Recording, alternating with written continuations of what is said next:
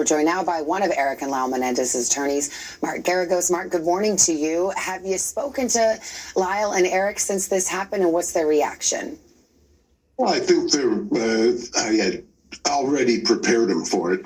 I mean, this DA had made up his mind. Mind you, there were 22 family members who signed on, who met with the DA's office, who told them, stop re-traumatizing us. We could tell at that meeting that he had no interest in that. This really kind of points out one of the fallacies, if you will, of kind of the DA's office here. They're not interested in the victims. They didn't let the victims know that they were going to make this decision. We figured they probably would when he hired one certain person in connection to head victim services. There isn't a single living victim who endorses this. In fact, every single victim, as Anna Maria just stated in the package leading up to this, want them out. This gentleman, this DA, re-traumatizes the family repeatedly. Well, he's almost serially abusing them with his lies and his litany of lies. Well, let me ask you this, Mark, because in a sense, this is rather straightforward. He lists 16 different lies that the brothers have yet to acknowledge, and says if they would sincerely acknowledge these lies, he would reconsider. Would you take him up on that? Savannah, let me tell you something. He obviously, he's showboating. He knows for a fact both brothers were cross-examined for weeks in the first trial. If he's showboating, why not call their bluff? On every, Savannah, just hold on for a second. Every single one of those things that he mentioned was either abandoned or was cross-examined on in the first trial. And guess what happened? Two juries, not one for Eric, one for Lyle. Both juries voted against murder over the majority. And let me tell you one other thing. He keeps saying they were claiming self-defense. They were not claiming self-defense. They were claiming what was called imperfect self-defense, which meant that jurors who heard all the evidence, not somebody 30 years later recasting this case with a bunch of nonsense that was rejected, which was what the DA was doing, but jurors heard this and they rejected it. All this was basically a rehash of the opening statement from 30 years ago by Pam Bozanich. Jurors listened to that. Jurors rejected it. He's just trotting out the same old things, and he's re-traumatizing the family. the jurors did convict. I mean, he was saying that they claimed the jury didn't convict. Savannah, if you're going to make statements, understand what you're saying. The first jury did not convict. That was a hung jury, I know. Two of them, hungs. Then the judge took away imperfect self-defense. He basically directed a verdict the second time around.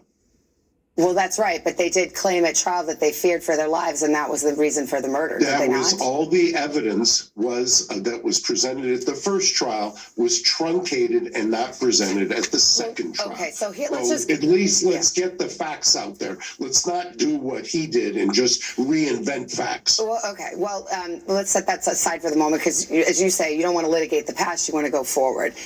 Do you believe that the clemency petition is now your best bet for freedom for these brothers? No, I don't. I actually think that we've got a habeas that's still alive. We've got a resentencing, which is still scheduled for the 20th and 21st, and we have the clemency. And by the way, he can withdraw. He can say he wants to withdraw. It isn't his decision. All that was grandstanding by somebody who acknowledged when a couple of people asked him the question, wait a second, the DA's office already invoked this. And by the way, there's a case that says you can't withdraw unless you show certain factors, and you haven't talked about any of those factors. He mentions this case of Sirhan, the DA does. Now, that was a case that the parole board, this is the person who was convicted of killing RFK Jr. And it's relevant because he was granted release by the parole board, and Governor Gavin Newsom, the very person who will decide the brother's fate, looked at that case, reversed the parole board and said, no, he hasn't taken enough responsibility. Do you see a parallel there? And does that tell you anything about what you need to do for Governor Newsom? Savannah, that was a parole hearing. That wasn't a resentencing. But They're the two governor, different things. fair enough, but No, it's the governor's listen decision. to me, Savannah.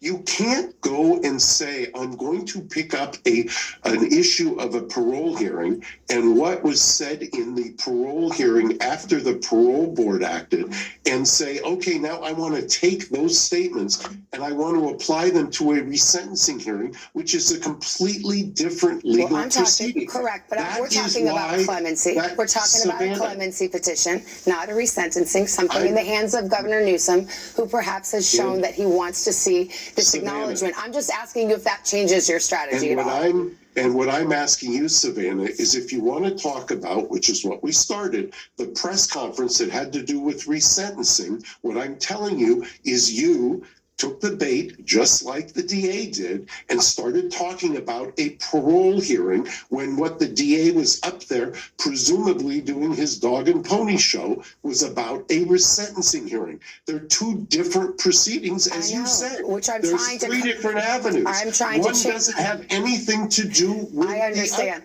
I'm trying to move the discussion to the avenue now before you, That's which fine. is commutation If with the you wanna governor, talk- and whether you think that the brothers need to do anything to increase their chances of release, which is in the unilateral commutation with the governor, and whether you think that the brothers need to do anything to increase their chances of release.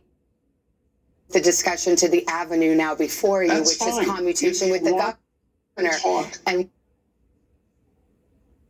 whether you think that That's which fine. is commutation with you the want governor. talk-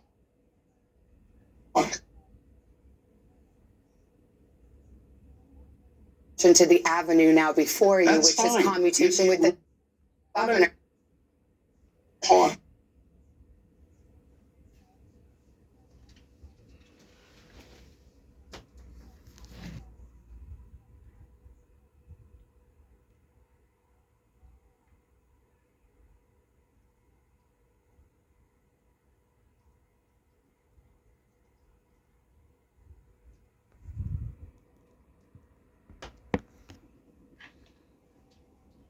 And whether you think that the brothers need to do anything to increase their chances of release, which is in the unilateral decision of the governor. That is the question. It's No, not about it those isn't. other hearings. This is separate.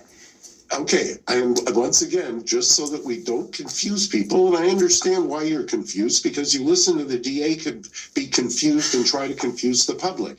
You accurately said there are three different proceedings. One is the habeas, we're fighting that. One is the resentencing, scheduled for later this month. A third one is a potential clemency.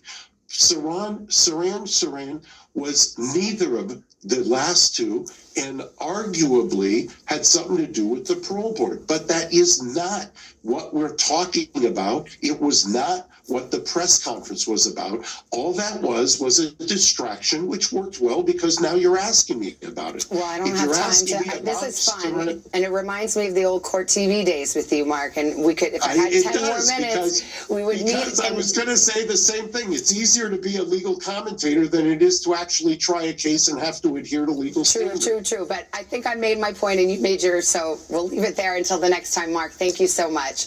You got it, Savannah. Thank Just to you. be clear, we are talking about three different proceedings, and I was asking him about the clemency proceeding and Governor Newsom, who has the unilateral say over that. Newsom can decide whatever he wants to do. He can decide what he wants, and I think that the question is, has he shown some proclivity for wanting to see more acknowledgement from defendants before he releases someone in whatever legal proceeding you're dealing with? Oh my gosh, people got more than they bargained for today. I was going to say, we all get a law degree for that one. Still Yes. ahead right here, the search expanding and intense.